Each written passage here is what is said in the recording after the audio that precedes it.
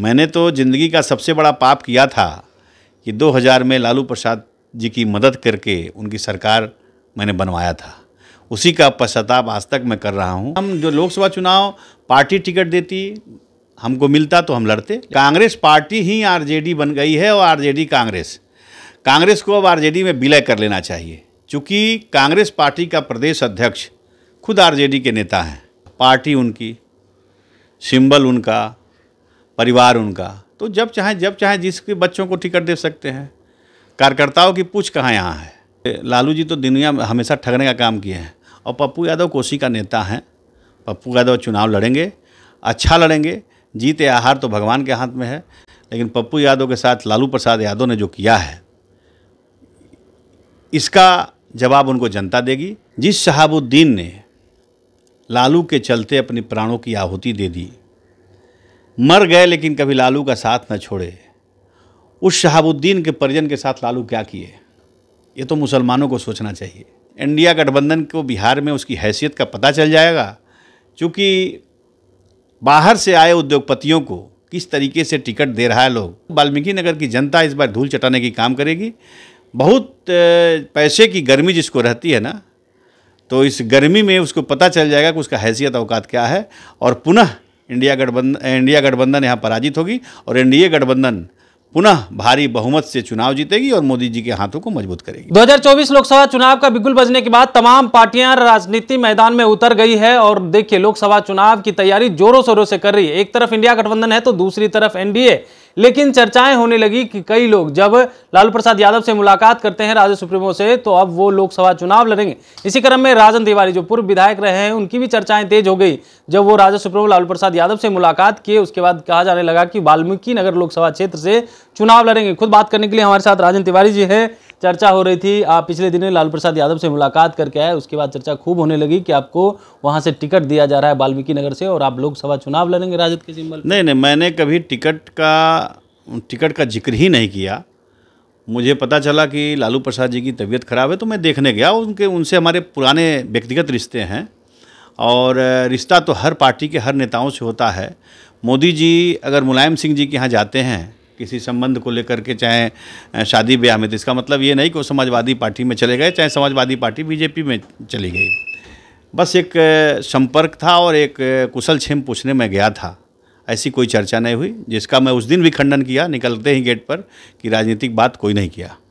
आप अभी चुनाव को लेकर के जो चर्चा हो रही थी, क्या लोकसभा चुनाव लड़ना चाह रहे हैं इस बार? नहीं, लोकसभा चुनाव कहाँ से। हम जो लोकसभा चुनाव पार्टी टिकट देती, हमको मिलता तो हम लड़ते, लेकिन पार्टी में वो सीट खाली ही नहीं थी, क्योंकि हमारे सारे कैंडिडेट पुराने हैं और सब कैंडिडेट को रिपीट किया गया है। इसलिए मैं सारे कैंडिडेटों के पक्ष में मदद करूंगा, उनको जिताकर भेजने का काम करूंगा। एक तरफ इंडिया गठबंधन वाले कह रहे हैं कि इस बार 40 में 40 जीतेंगे, दूसरे एनडीए आप लोग भी कह रहे हैं कि 40 में 40 जीतेंगे। किसका पल्ला भारी लग रहा है इस बार? आप तो देखो ना, कांग्रेस में भागम भाग लगा हुआ है। अनिल शर्मा भाग गए, आशीष तिवारी उनका प्रवक्ता भाग गया। आरजेडी के प्रेशर में कांग्रेस पार्टी ही आरजेडी बन गई है और आरजेडी कांग्रेस को अब आरजेडी में विलय कर लेना चाहिए, क्योंकि कांग्रेस पार्टी का प्रदेश अध्यक्ष खुद आरजेडी के नेता हैं। तो कांग्रेस पार्टी कहीं है ही नहीं। कांग्रेस पार्टी तो आरजेडी के कहने पर ही चलती है और आरजेडी जो कहती है उसी को टिकट देता है। तो उन लोगों के बारे में चर्चा ज़्यादा करना बेकार है।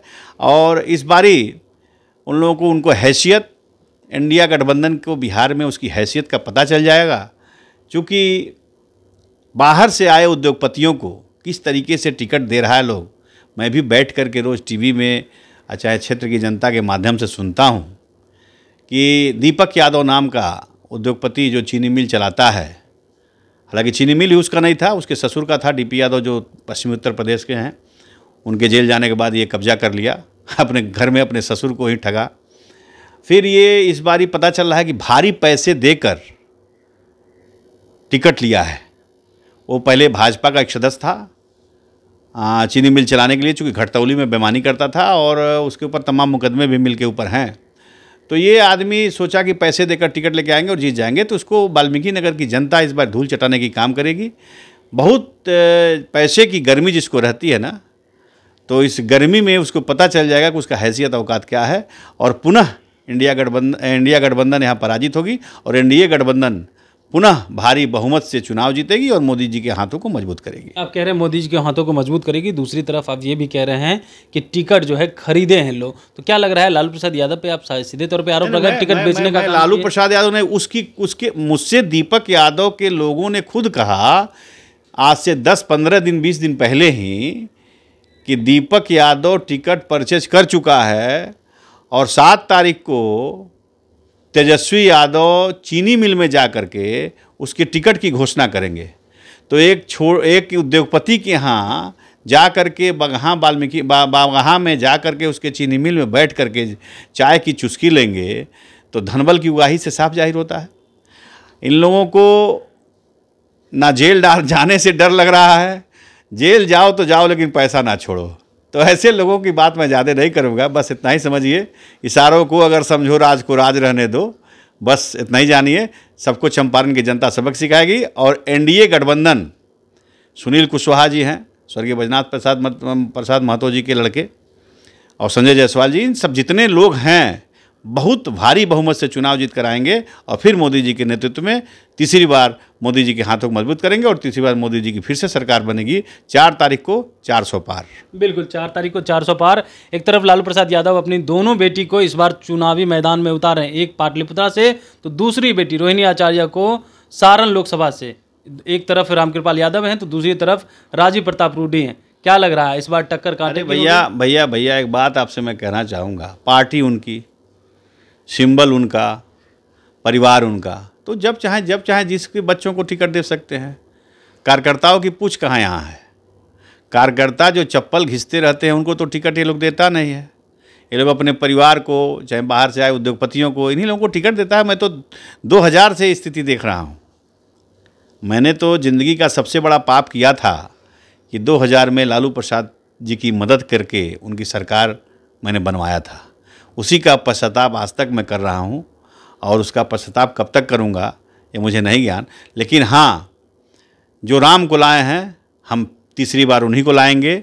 मैं भाजपा में हूँ और भाजपा के लोगों को और एनडीए गठबंधन में जितने लोक जनशक्ति पार्टी हो, जीतन राम मांझी जी की पार्टी हो या नीतीश कुमार जी की पार्टी हो, इन सब जितने जहाँ से जो कैंडिडेट लड़ेगा उनके यहाँ जा कर के अपना खा के और उनको जिताने का काम करेंगे। जो भी मेरे पास हैसियत औकात है उस अनुसार वोट मांगेंगे और पब्लिक मेरी है, मुझे चाहने वाले लोग हैं हर जगह, ज़रूर हमारे बातों को सुनेंगे और समझेंगे और एनडीए गठबंधन को इस बार 40 में 40 सीट जिता देंगे। देखिए एक बात बताएं आपको, बिहार की राजनीति में नीतीश कुमार इतना ईमानदार अभी तक नेता कोई पैदा नहीं हुआ है, न पैदा हुआ है न भविष्य में अभी हमको दिखता है। इसलिए नीतीश कुमार एक अच्छे आदमी हैं और उनके नेतृत्व में बिहार चल रहा है और उन्हीं के नेतृत्व में, मोदी जी के नेतृत्व में इस बार 40 में 40 सीट हम लोग जीतेंगे। बिल्कुल। एक आखिरी सवाल लेंगे, पप्पू यादव को लेकर के चर्चाएं खूब हो रही है और पूर्णिया से जिद पे अड़े हुए हैं कि लड़ेंगे तो वहीं से। अब आगरा कर रहे हैं, कांग्रेस में विलय कर ली अपनी पार्टी को, तो दूसरी तरफ राज्य सुप्रीमो लालू प्रसाद यादव अपने प्रत्याशी को उतार देते हैं और कांग्रेस से भी वो सीट छीन लेते हैं। आप इसको किस रूप में? पप्पू यादव जी चले गए बेचारे लालू जी से। लालू जी तो दुनिया में हमेशा ठगने का काम किए हैं और पप्पू यादव कोसी का नेता हैं। पप्पू यादव चुनाव लड़ेंगे, अच्छा लड़ेंगे, जीत या हार तो भगवान के हाथ में है। लेकिन पप्पू यादव के साथ लालू प्रसाद यादव ने जो किया है इसका जवाब उनको जनता देगी हर जगह से, पूरे बिहार से। पप्पू यादव समाजसेवी आदमी तो हैं, लेकिन पप्पू यादव की क्या ज़रूरत था कि कांग्रेस में विलय कर गए? क्या ज़रूरत था कि लालू प्रसाद के चरणों में गिर गए? ये मुझे नहीं महसूस होता है। लेकिन पप्पू यादव वहाँ के अच्छे कोसी के नेता हैं और लड़ाई लड़ेंगे, जीतना हारना भगवान के हाथ में है। चलिए ठीक है। बिल्कुल। तो आप सुन रहे थे क्या कुछ कह रहे थे पूर्व विधायक है राजन तिवारी जी। इन्होंने साफ तौर पे कहा है कि देखिए जिस तरीका से लालू प्रसाद यादव हैं वो सिर्फ धोखाधड़ी का काम करते हैं, पप्पू यादव हो या अन्य लोगों के साथ। वहीं टिकट बेचने का भी आरोप सीधे तौर पे लगा दिया है, क्योंकि वाल्मीकि नगर से जो देखिए सबसे बड़ी बात है कि आपको मैं बताऊं, बात कहना भूल गया जी। जिस शहाबुद्दीन ने लालू के चलते अपनी प्राणों की आहुति दे दी, मर गए लेकिन कभी लालू का साथ न छोड़े, उस शहाबुद्दीन के परिजन के साथ लालू क्या किए, ये तो मुसलमानों को सोचना चाहिए। अगर मुसलमान, रमज़ान का ये पाक महीना है, अगर इस बार लालू प्रसाद यादव को वोट देगा तो समझिए वो सबसे बड़ा गुनहगार होगा। भाजपा क्या बिगाड़ रही है, नीतीश कुमार क्या बिगाड़ रहे हैं?